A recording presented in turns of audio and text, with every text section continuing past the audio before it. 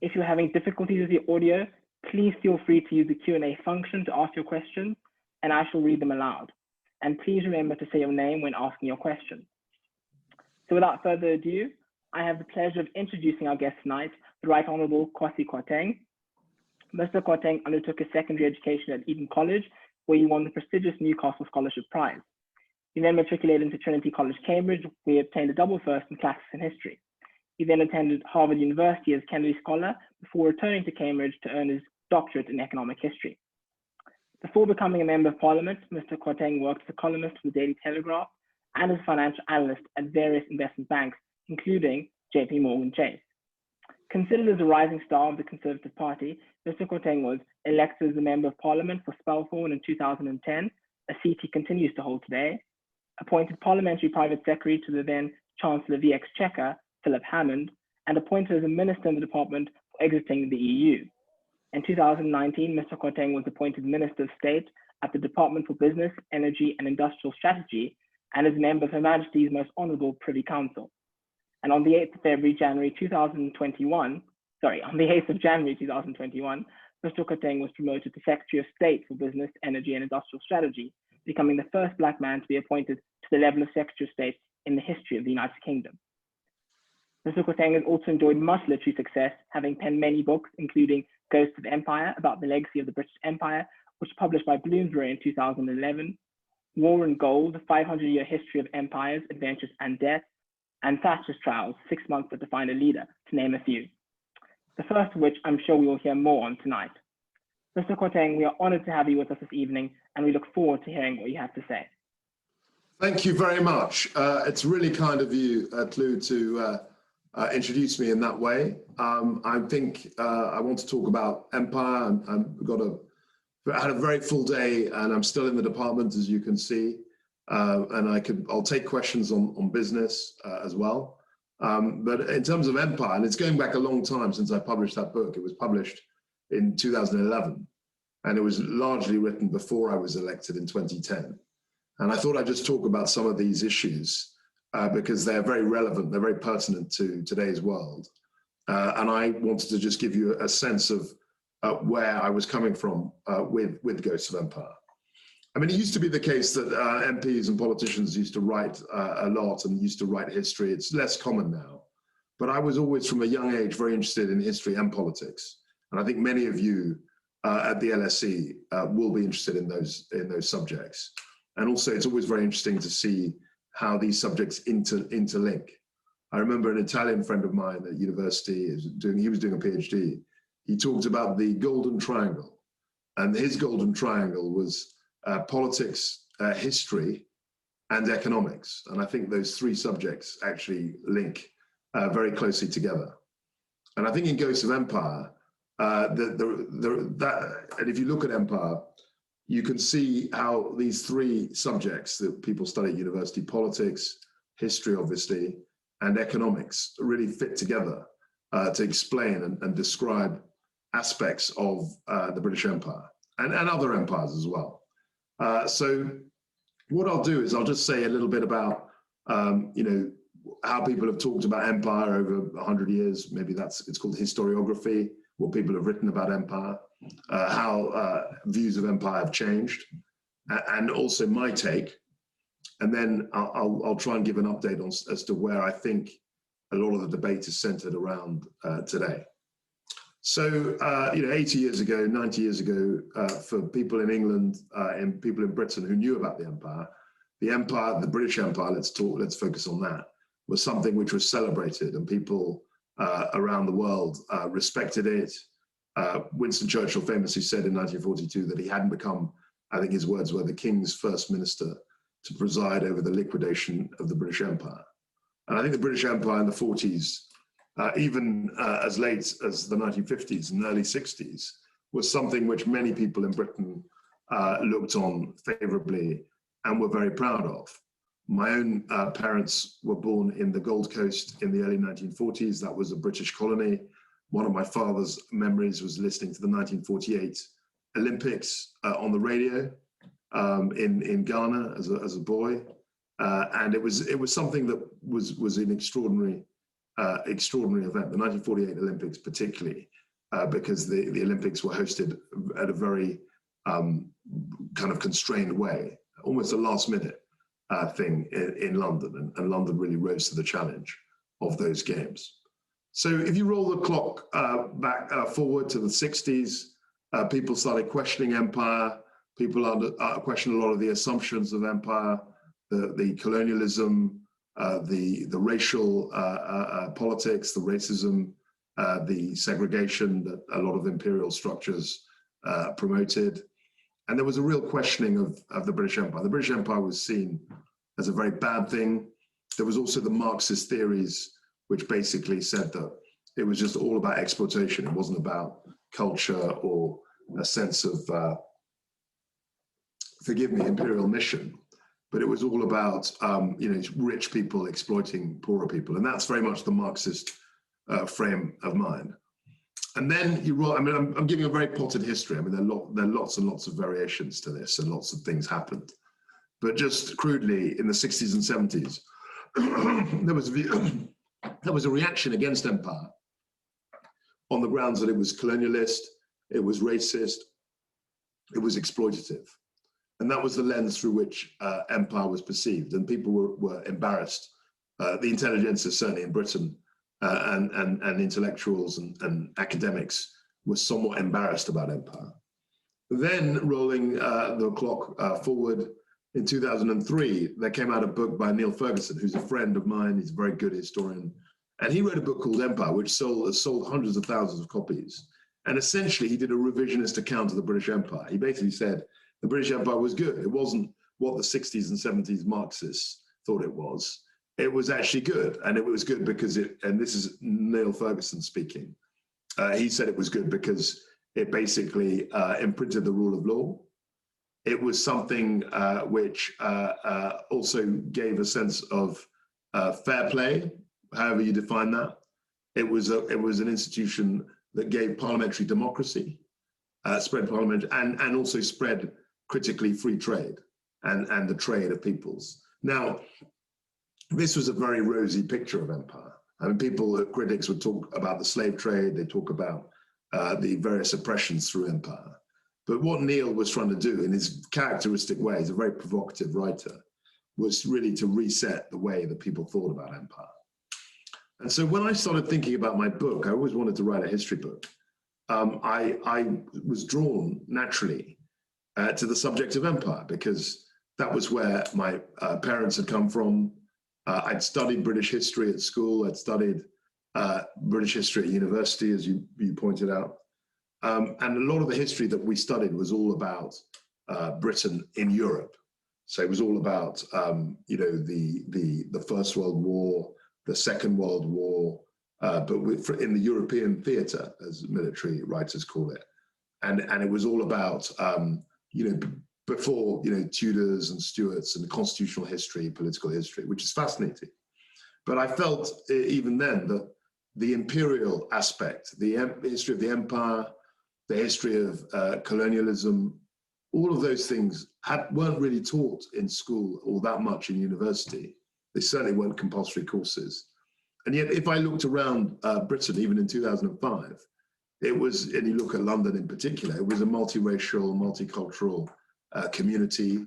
It was a community that absorbed a large number of immigrants, including my parents, from around the world, most of whom at that time, and this is going back 20 years, most of the immigrants at that time came from backgrounds which were related to the British Empire, which had been part of the British Empire as colonies, and were also now part of the Commonwealth. So this was a natural subject for me to gravitate towards. And I felt that what I tried to do in Ghosts of Empire was really be even-handed. I didn't want to go into it and write a Marxist account of how exploitative and evil and terrible the British Empire was. I kind of knew those arguments, and it was dull to my mind to rehearse them. Nor did I think that Neil Ferguson had it right. I mean, clearly there was a lot of bad things. There were a lot of bad things about the empire, and for Neil to say this was marvelous, I think was crude and not really an accurate reflection of anything to do really with the British Empire. It was a good book, very provocative, but I don't think it really captured what the empire was about. So I tried in my research really to find, and I was lucky enough to get time. I left my job. I was, looking for a parliamentary seat. I was someone who was very interested in history and politics, as I say, and I managed to get a contract to write a book about the empire. And the product of it was Ghosts of Empire, which I'm very proud to say has always been in print. It was published 10 years ago now, and it's still something which comes up, people talk about, people debate, and I'll get into that in a bit later. And really the main thrust of my research was about the nature of British Empire, the nature of it was quite haphazard. There was no systematic intellectual force behind it. It didn't really have, I argued, any real ideological drive. And if you actually read the diaries and the writings of the imperial servants themselves, the civil servants, what struck me was how diverse of views they had. I mean, they were from similar sort of social strata, but there were, as imperial civil servants, there were communists, literally communists. There were people, from the far right. There were people from the far left. There were very religious people. There were people who were atheists. There were people who believed in the imperial project. There were other people who just wanted to make a living. There was a huge variety of reasons why they went into imperial service, and as a consequence of that, my argument was that it was a very haphazard affair. It gave people a lot of individual autonomy. So I had this phrase called anarchic individualism, which I think was a good way of describing, I thought at the time, was a good way of describing the imperial mindset. And I argued essentially for a non-ideological view of empire. I thought it was a pragmatic affair. It was something that changed over many centuries. It was something that operated in different times and places. And the fact that the different geographies meant that there was, in a place like Hong Kong, for example, empire was a commercial affair. The people who were driving imperialism in Hong Kong were traders. The people who were formulating policy were business people who were influencing the legislative, the governor's council and that sort of thing. But in other countries, it was more political. I mean, if you look at West Africa, there was a kind of thin skeleton political establishment. There were trading companies, but it wasn't a country which was, these were not countries that were colonized in any meaningful way by British people. And then again, in Southern Africa, it was very different. In South Africa and what was then called Rhodesia, now called Zimbabwe, there was a large white population that had come from Britain, and Kenya was the same. So it was, they were all different geographies, meant that there were different setups in the empire. And all this meant, I think there was a kind of chaotic withdrawal at the end in the 1960s and 70s. And my view then, and it still is largely my view, is that generalizations about empire are very difficult because of the sheer geographical span. And it was something which was a haphazard agglomeration of different countries that were not particularly well coordinated from the center. And I contrast that. I didn't speak about this in the book. I didn't write about this in the book directly, but I referred to it occasionally. I think it was a very different sort of empire to the kind of empire that the French sought to promote. They were much more homogenized. I mean, they all spoke French. They were all forced to speak French. And they even had representatives, the French colonies even had representatives in the National Assembly in Paris. So it was a very different, and I think it was much more directed from the center. Those were my thoughts about the French Empire. I'm not an expert on the French Empire, but I did do a lot of research on imperialism in general. So just winding the clock forward, clearly empire and colonialism and wider racism is a huge subject now. Not only, I mean, even before Black Lives Matter and the murder of George Floyd, these were subjects which the whole world has a view on.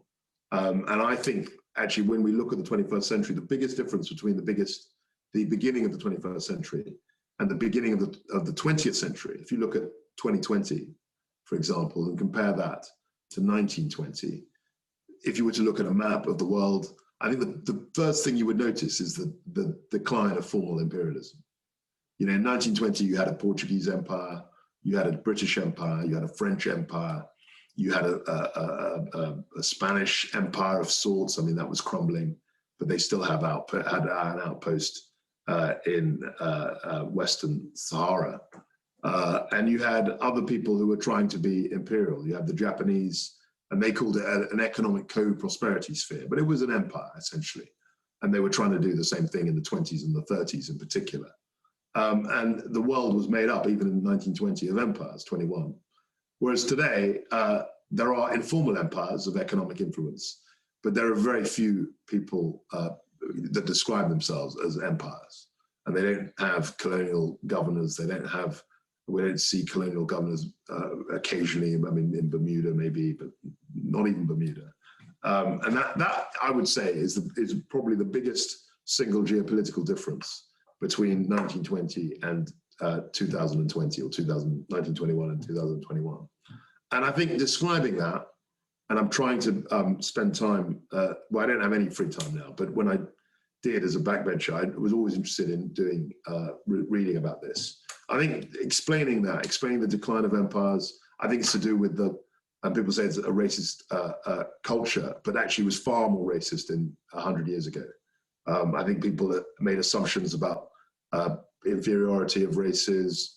Look at the Nazis, but that's an extreme example of that. But all across Western thought, there was an assumption of Western superiority in 1920 that has been largely, not completely, but largely whittled away today. There's still pockets of dogmatic scientific racism, but you wouldn't get away with those kind of statements publicly in the way that people did in the 20s and 30s. And I think the story of how the world became less imperial focused, less European dominated, is one of the big stories of the modern world. And I think today, and I'll finish by these remarks, what concerns me about the Black Lives Matter movement is that it doesn't take history seriously enough. It doesn't look at the complexity, the nuances of history, the fact that things evolved over many centuries, the fact that the people the British who pioneered the slave trade were actually the people who suppressed it.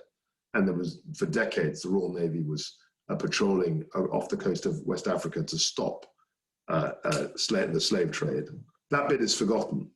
And what we're presented with, and I was interviewed on the weekend about this, is a kind of cartoon version of history where essentially colonizers and white people, crudely, were portrayed as evil, and other peoples were all good. One of the things I talk about in the book, and David Cannadine pioneered research into this, was the extent to which ruling elites in the countries were used to drive imperialism.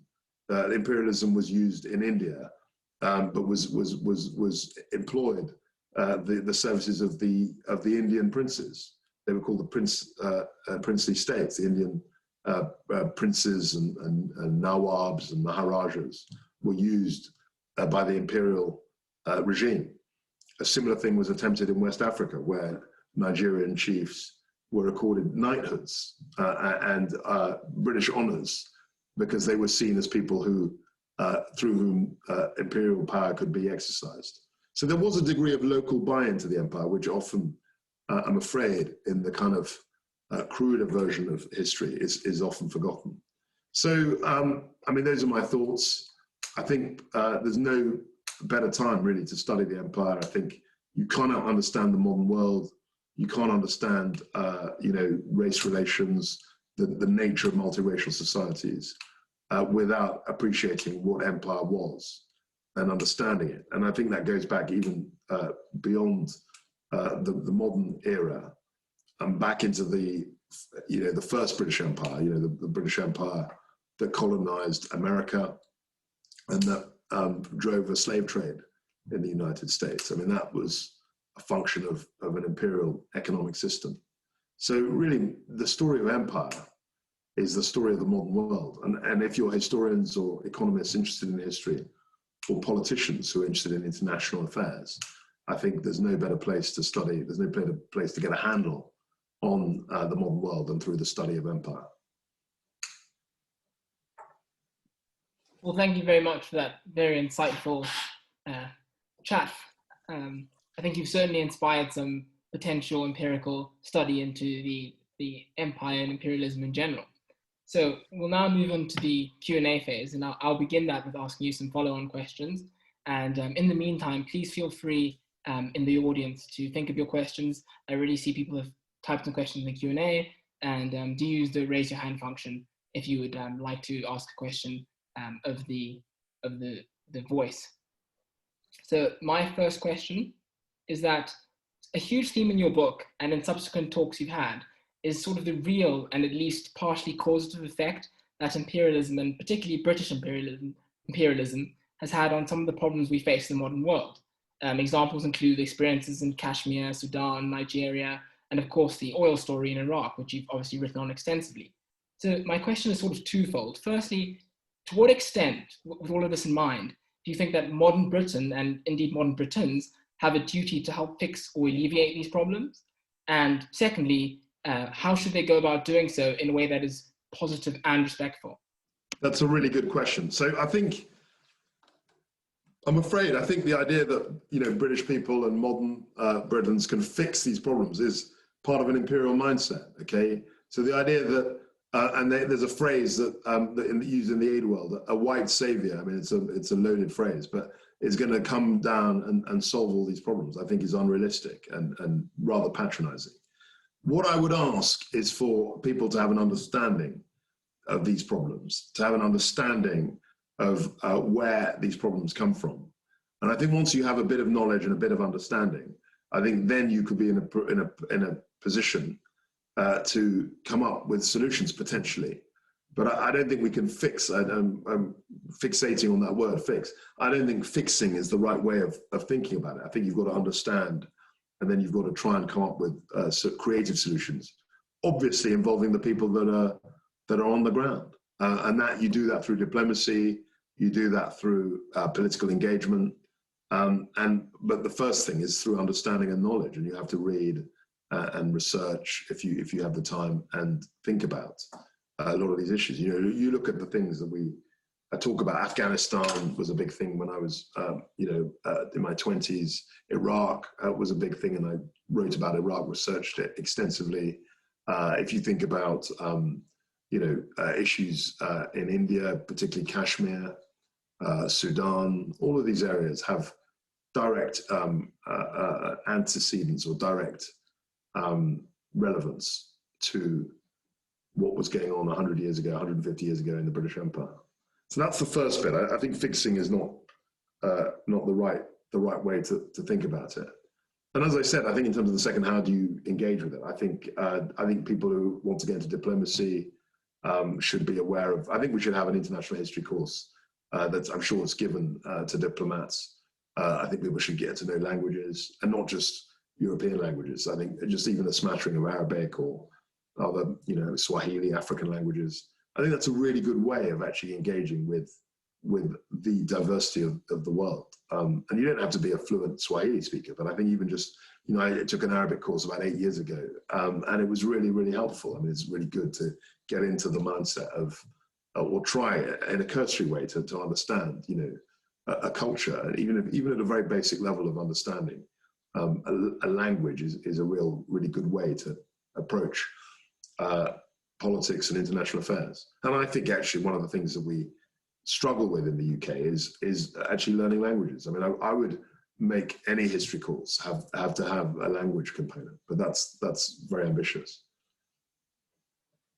Thank you. And my next question sort of runs on one of the theses, potentially even the main thesis in your book, Ghosts of Empire, and you mentioned it briefly today, and that's that of sort of anarchic individualism, as you term it.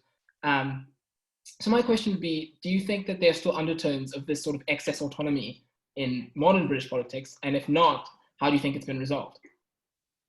I think it's a way in which people in Britain, we think about the individual, actually. I think that, we prize individuality, we prize even sometimes eccentricity. We have a strong sense of individuals being allowed to do what they, as they please within the law. I think Kipling had the phrase, leave to live by no man's leave underneath the law. It's a bit of a jangle, but I think that's very ingrained, or it has been in the British psyche. And it means that, you know, we don't have to carry around passports. We don't have, you know, I think the new Labour government tried to introduce identity cards that were rejected. And I think there is a degree of political and individual liberty that is highly prized in the UK. It's interesting to see how COVID might change that attitude. But I think, you know, there is a kind of culture of individualism in Britain. And I think that very much drove the empire, actually. I think there was a sense in which people who had been, and let's face it, they'd been to the right schools, had the right education, the right backgrounds, and they were essentially allowed to get on with whatever, you know, to use their judgment, to get on with what they wanted to do. I don't think there was a central organized a plan. And that's what I talked about, the anarchic individuals. And the problem with it, as I catalogue in the book, is that as the governance changed, the policy changed. So people would come in with one policy and then their successor would reverse it. And I talk a bit about that in the book, about how different governors, different residents, different people essentially shifted around the policy. I mean, Sudan was a classic example of that, and as was Kashmir and even Hong Kong. Following from that sort of divisive schooling and upbringing that you've mentioned was sort of quite common to the elites of the time. I don't know why you said it was divisive or decisive. Decisive, you said. Okay. So following along that theme, one of the largely sort of accepted and potentially problematic features of the empire was that it was, as you put it, very differential, very class-based, and terribly hierarchical. So sort of that knowledge and the knowledge that of the sort of 55 British prime ministers, 20 have been educated at Eton College alone and 42 at Oxbridge. My question to you is, how much of this do you think can be attributed to that sort of class divide that we saw in the empire? And if so, how? I think it was all part of the same thing. I actually think things have changed, and people might not think that, but I think they've changed quite considerably for a number of reasons. But I think that the way in which the British society, looking back 300, 400 years even, and how the political culture evolved, it was a very small group of the political nation that was involved in power and politics, and the economy to a lesser degree. I think the economy was always more democratic in a sense. But what was interesting about the economy was that people would make a lot of money and then they would seek political power, and they would send their children, their sons, certainly in the 18th century mainly, to private schools, famous public schools. I was at a school like that, Eton. You know, they sent them to Harrow, Westminster, all this stuff. And that was to buy into this political elite. And that was how, and Oxbridge as well was part of that. So it was quite a closed system. I mean, it was open to people who had money and access. I mean, I make the point in the book, or who made the sacrifices. But once you were in that world, it was quite easy to gravitate towards, you know, the civil service, the bar, the law, you know, politics, all those things. And actually what has happened, certainly in the late 20th century, so we've tried to break a lot of that down, consciously in many instances, and less consciously in others. So if you look at, people always going on about Etonians in Parliament. Today, I think there were 11. When I was elected in 2010, it wasn't that long ago, there were 20, I think. And in 1980, which was 30 years before that, 40 years ago, there was something like 55, something of that order. So, you know, these numbers are changing. And I think that the world, certainly Britain of today, is much more open to a much wider variety of talent. I think there's still a long way to go on that. But actually, you know, that's a good thing, that we're making that evolution, even though there's still a long way to go. Right, and my final question before I hand over to the floor was, you sort of touched on that sort of Neil Ferguson argument and sort of empire argument, and the idea that these sort of ends can justify the means in some senses, that the empire gave us wonderful facilities and institutions, etc. And my question— That was Neil's argument. Yeah, that was not yours. Yeah. And my question to you is, how does one quell that argument? What do you think the most effective argument against that is? So I think that there are lots of arguments against it. I think the problem that empire has for all its benign attributes and the railways and the rule of law and the courts, was that it was the idea behind it, and is essentially one in which you have, and the French are much more explicit about it, you have civilized people essentially, putting their culture on so-called uncivilized people. The heart of empire, and I speak to this about to conservatives who quite like it, the heart of it is a kind of racist view in its starkest form. If you were being generous, you'd call it ethnocentric view. So the idea between the difference is that racism means that certain people are inherently inferior, whereas an ethnocentric view is saying that certain cultures are better than others. And the French sort of have this concept. It doesn't matter where they come from, but they have to be French. So, someone like Leopold Senghor, who was Senegalese, he went to the good French schools and was treated as a kind of honorary Frenchman, almost, because he could read Molière and all of that sort of stuff. So it wasn't a racist view in the sense that this guy is inherently and intrinsically inferior. That's very much a Nazi view of the world. But it was an ethnocentric view in that they thought that French culture was superior to the culture of Senegal or whatever. But if we can get enough of the Senegalese people to think like French people, it's almost, they're not quite the same, but they can buy into our culture. And the French were kind of probably the most advanced in that sense, in that they felt the French culture was a universal export. There was still plenty of racism, don't get me wrong. But I think the idea was that, and there was a man called Félix Éboué, who was a black governor of Chad, actually, in the Second World War, and he went with de Gaulle. He went with Free France, and I think he's buried in the Pantheon. I think there was definitely a ceremony when he died. He died in the war in 1944. There was definitely a ceremony. De Gaulle said, this was someone who was a great Frenchman, even though he was ethnically from Chad. So I think the French were very much in that ethnocentric way. I mean, publicly, obviously, privately, they might have had different attitudes.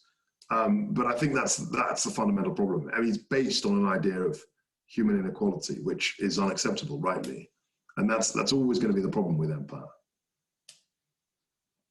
Thank you very much for answering my questions so well and so convincingly, and I think you give me a very strong argument to quell any consequentialist argument for empire.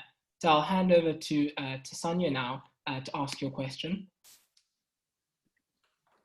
Hi, Mr. Kwarteng. Hi. So my question kind of relates to Tulo's first question, but more as not posed like the general public, but more public and political figures. In 2016, Obama reaffirmed that he and even the United States would not apologize for the events of nuclear bombing, stating that, difficult decisions had to be made.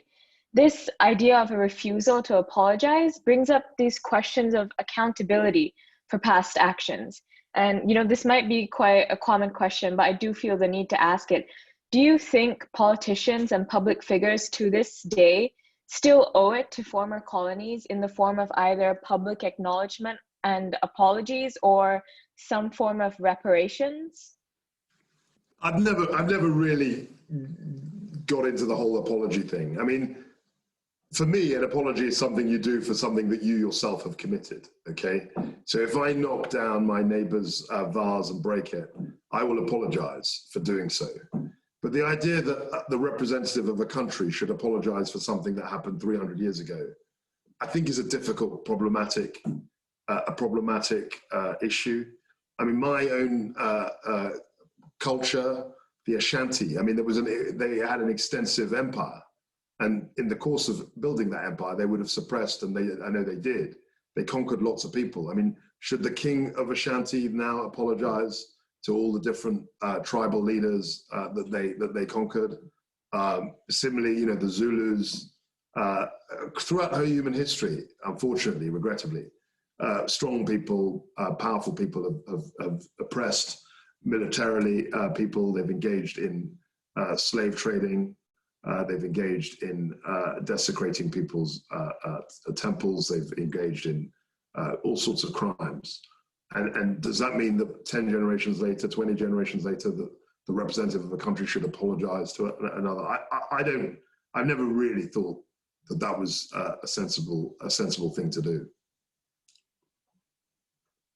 I mean, in India, even in, there were empires in the Mughals. I mean, should the president of Pakistan apologize to India for the Mughals? I mean, who would you get to represent? Or Genghis Khan's descendants? I don't even know. Should Mongolia apologize to Russia for the depredations of Genghis Khan? I mean, I don't know where you should draw the line on this. Thank you so much. Well, we've had a few questions over the Q&A function, so I'll read one of them aloud and then we'll go back to a live question. So this question is, are there any political reasons why in the United Kingdom not much history about British colonies is taught at schools and universities? I don't know. I mean, it's an odd thing. I think so, I mean, I'll tell a bit about my background in this. I mean, so my parents were from the Gold Coast. They were professionals, and they put me through a very kind of classical British private school system. So I went to prep schools. I went to a prep school. I went to a pre-prep school before that. I went to Eton College, as you mentioned, and Cambridge and all of that.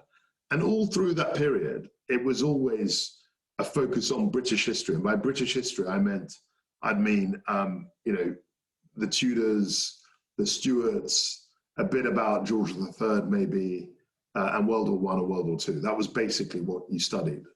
And then right up to university, really. At a university, you could choose to do African history. I think your last year at Cambridge, there was a course on African history or Asian history, but it was only really at the end of your undergraduate period that you kind of branched out. And I never really understood why that was. I think it's probably because people were slightly embarrassed about the empire. So they didn't want to teach people about it. It was all a bit awkward and embarrassing. So they kind of eliminated it. Whereas I think if I'd gone back 50 years, they would have probably talked about the empire in a totally jingoistic and, you know, gung-ho militaristic way, but in a funny way. I think people were taught more about things like the Gold Coast and, you know, and India and, you know,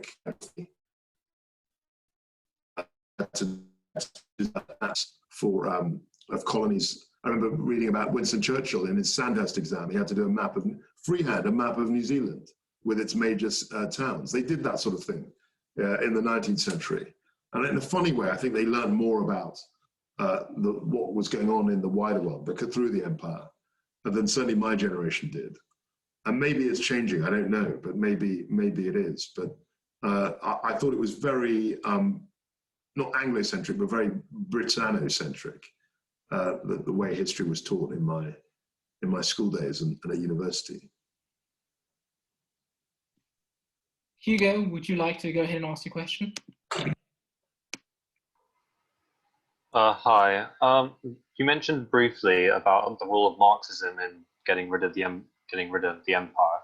Could you talk more about? Could you go more in depth into that, and what were the effects of the Marxism on politics of all countries involved within the empire? And was it the same with other countries? Was it the same?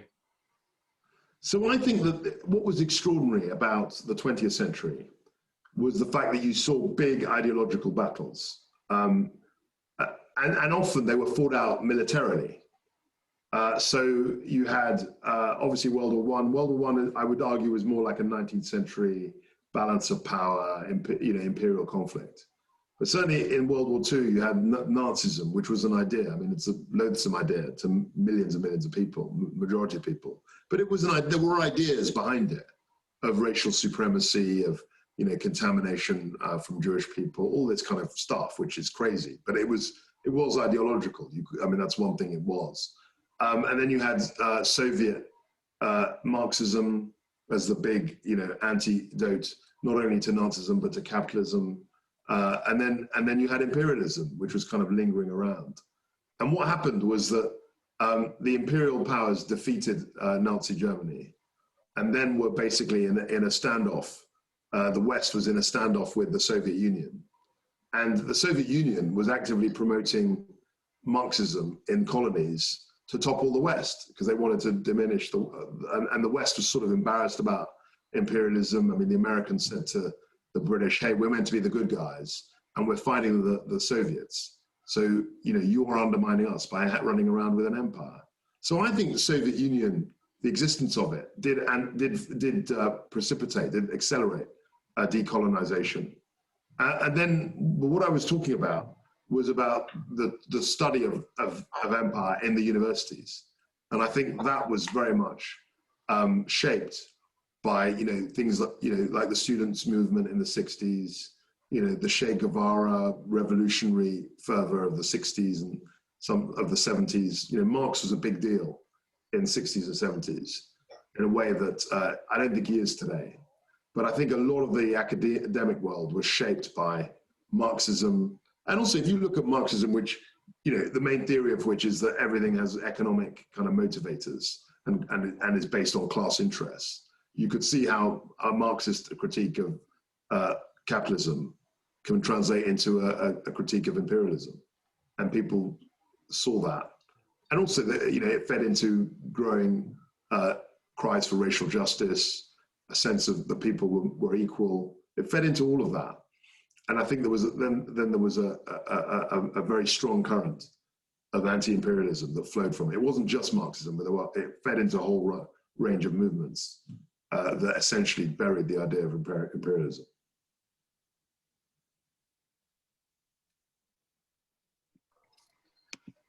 Thank you.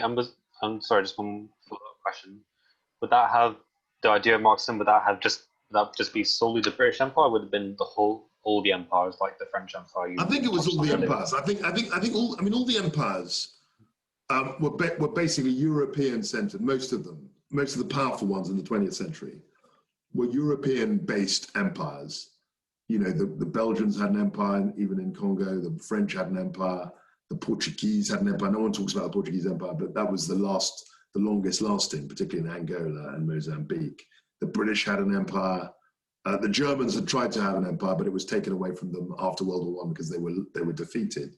The Japanese had this empire that they had to relinquish as a consequence of World War II. And all of them, I think, had some economic, to varying degrees, had economic motivators. I think that's exaggerated. I think in the case of Japan, they called it economic co-prosperity sphere. I think that was very economic. I think in some parts of the British Empire, there were economic drivers, but in other parts, they were less driven by commercialism. There was no, commercial reason to claim the Falkland Islands, for example, or, parts of Africa. I think that, in Nigeria and Ghana, the empire probably cost the government more money than they got out of it. But, this debate has been raging for decades. But I don't think it's a cut and dried thing to say that they all derive economic benefit from it. Thank you very much. Right, we have another question that's been asked using the Q&A function, so I'll read it out loud. So the question is, how would you compare the actions of the British Empire and other European colonial powers in and around 1884 to the other non-European empires, to those of the non-European empires that preceded or existed contemporaneously with them? So examples are the Mughals, the Mongols, the Songhai, the Zulu. Yeah, look, I'm not sort of racist when it comes to empire. I don't think that Genghis Khan's empire was necessarily better than the British Empire.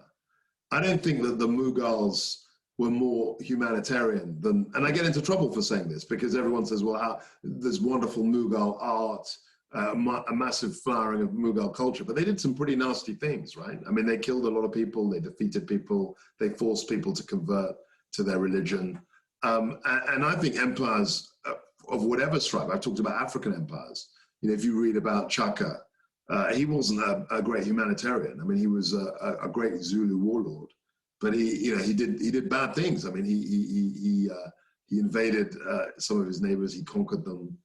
So I don't think that these empires are better because they're run by Genghis Khan or Chaka, as opposed to the Duke of Wellington. I think they're all pretty bloody affairs. Anything that relies on essentially the access to ammunition and arms to keep itself in power is going to be quite a bloody affair.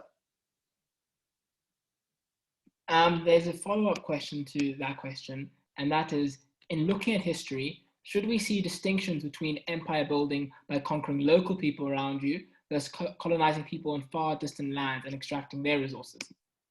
This is a fascinating question. So I think, I mean, you know, if I were spending more time and had more time in these things, I would really look at the distinction between what I would call seaborne empires and land empires. And I think seaborne empires, you know, have a whole different, and I haven't even mentioned the Dutch Empire. I mean, that's in a way the classic seaborne empire, in the sense that Holland is a tiny country, and yet they had imperial possessions in Suriname in South America. They had imperial possessions in the South Pacific, in Indonesia and Java. I mean, this was an extraordinary seaborne mercantile empire. And I think seaborne empires do have a strong mercantile economic element. And I remember reading a book years ago by Ralph Davis called I think it's called The Atlantic Economies. And it talks all about this. It talks about how countries on the western coast, essentially, of Europe, developed these extensive seaborne empires, you know, thousands of miles in some cases away from the motherland. And I think that's a very different thing if you're driving trade and driving navigation and you know, deploying forces, you know, and these journeys took months, right? I mean, I think it took the Mayflower people 3 months to go across the Atlantic, something like that. And I think these are the dynamics of a seaborne empire, very different from, you know, we mentioned Genghis Khan or the Nazis or any of those, or the Russian Empire. So I think we have time for 2 more questions. Is that fine with you? Yeah, fine. I have to leave pretty promptly at 7, but sure. But that's fine. Well, Maheen, do you want to ask your question? Yeah, thank you so much, Joe. Thank you so much, sir. Your talk was really inspiring, and but my question is related to the question of responsibility that you answered before.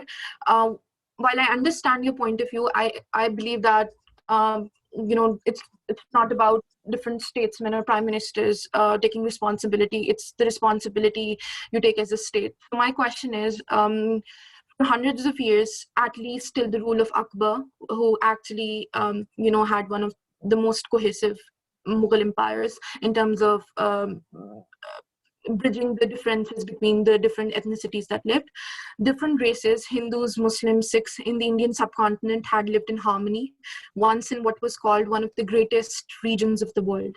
However, then came the process of colonization, which highlighted and exploited the social, ethnic, and religious differences and caused one of the greatest political divorces in the history of the world, with the loss of a plethora of lives, not to mention the mishandling of the Kashmir question. Don't you think Britain should take responsibility and today mediate between India and Pakistan to help improve the relationship? I think there's a lot of diplomacy there, and I think that Britain has a sort of responsibility to try and bring parties together. But this idea that the Mughal Empire was harmony and light and people were, I mean, I really question that. Okay, if you look at how the Indian subcontinent developed. There was lots of fighting, lots and lots of fighting, lots and lots of people being forced to change their religions, and that's the bit that upsets me, because, you know, there's a kind of crude view that the European empires were really bad, but all the other empires were enlightened affairs, and they weren't. You know, Genghis Khan was not a humanitarian. Okay, the Mongols were not people who were spreading the light of civilization and tolerance. The Russian Empire was not, again, something that was just happened and was a great benevolent thing. I think it's about the human condition, and unfortunately, human beings from wherever they've come from have sought to dominate other human beings and exploit their resources in the name of religion, in the name of ethnicity, in the name of all sorts of things. And that's something that we should recognize. You know, one of the things I'm very interested in is the growth of Islam, you know, the spread of Islam in the 7th century AD. And that was something that, you know, people didn't voluntarily convert to Islam. They weren't sitting there and then suddenly realized the truth of Islam. It was something that was spread And in many cases, it was spread through violence very quickly. And I think we've got to be grown up enough to accept that. And once you've accepted that, then, you know, who bears responsibility for what? The other thing, and before I became a minister, I was very interested in the history of Africa, particularly relating to the scramble for Africa, you know, the Berlin Conference of 1884, which I think was mentioned.